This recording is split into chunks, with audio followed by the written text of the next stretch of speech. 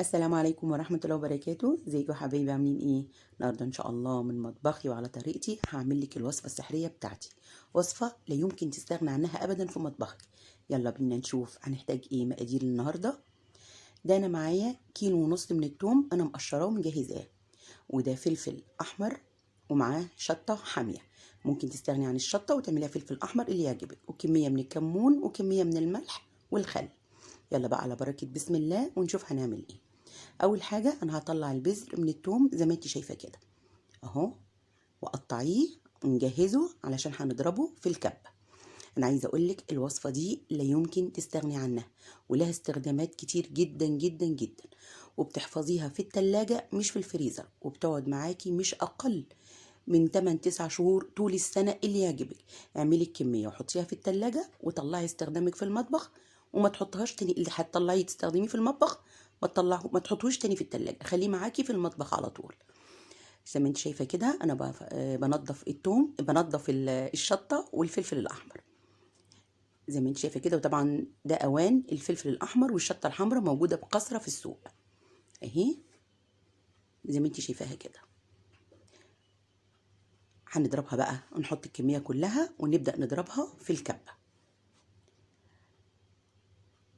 انت ممكن بعد ما تضربيها في الكبه بالطريقه اللي انا هعملها دي، لو انت عايزه تحتفظي بشطه بس هتحتفظيها كده بيها كده، بس انت هتحطي الشطه في الديب فريزر تقعد معاكي برضو طول السنه. يعني دي طريقه تخزين الشطه الحمراء او الفلفل الاحمر. هنضربها بقى كويس في الكبه، هضربها وارجع لكم. هحط عليها بقى بعد ما اضربها حوالي 4 معالق ملح كبار اهي، وهضربها في الكبه وارجع لكم تاني. زي ما انت شايفه كده احنا كده ضربناها، هنفضيها اهو. انت كده ممكن تحفظيها في الفريزر لو انت محتاجه الشطه الحمراء كده بس. دي طريقه تخزينها، بس انا النهارده هعملها مع التومه. هفضيها بقى كلها زي ما انت شايفه كده، وهبدا اجيب نص كميه التوم اللي معايا. وطبعا عشان انا عاملاها في نفس اليوم فانا هضربها في الكبه مطرح الشطه الحمراء على طول. انا هاخد نص الكميه عشان اقدر اضربها كويس. زي ما انت شايفه كده هضربها التومه كويس جدا انعمها، وهرجع لكم ونشوف هنحط عليها ايه تاني اهي. انا ضربتها كده كويس زي ما انت شايفه كده. هبدا احط عليها الملح. انا هنا عامله نص كميه التوم مش الكميه كلها، يعني هقول الكيلو ونص توم عليهم كيلو شطه وفلفل احمر الاتنين مع بعض، وعليهم ورقه كبيره من الملح. تمام كده، هضربها وارجع لكم برضو تاني اهي. هبدا انزل بقى عليها بالكمون.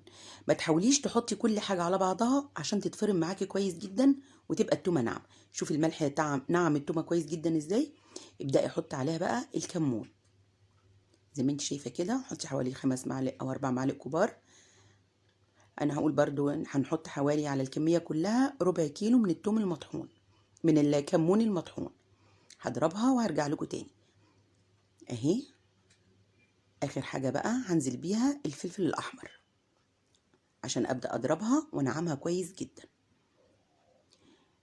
طبعا انت لما تعملي الوصفه دي انت لا يمكن هتستغني عنها تاني. انا عايزه اقول لكم ان انا بعملها لبنتي وهي مسافره، دي بالنسبه لي حاجه كبيره جدا جدا جدا، ما تستغناش عنها ابدا.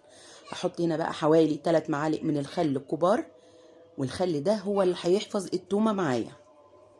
اضربها وارجع لكم تاني. وهنا بقى هحط بقيه التومه اللي معايا كلها زي ما انت شايفه كده اهي. اضربيها بقى انا هنا نعمتها اهي.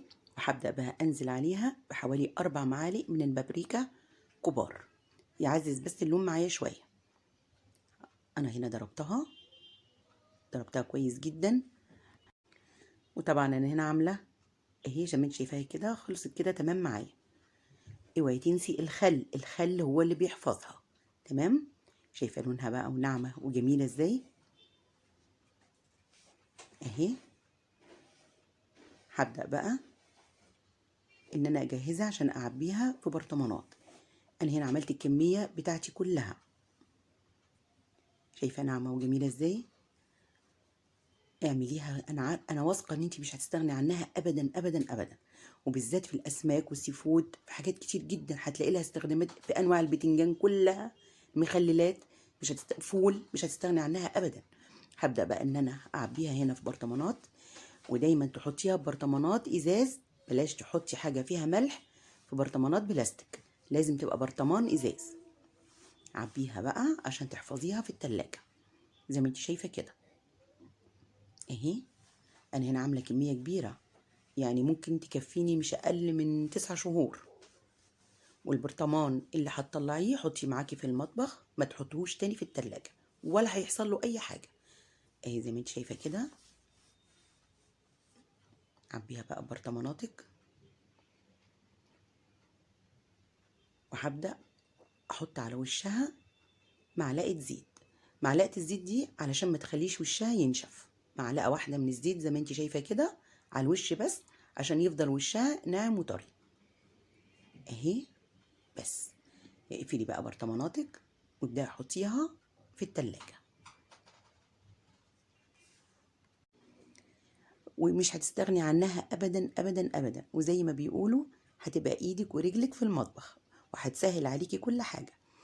اعمليها وانا واثقة ان شاء الله انها هتعجبك، وهحط لك لينك صفحة الفيسبوك في صندوق الوصفة، ولو عجبتك ما تنسيش اللايك والشير وسبسكرايب وفعلي الجرس عشان يوصل لك كل جديد من مطبخ ديجا. سلام عليكم.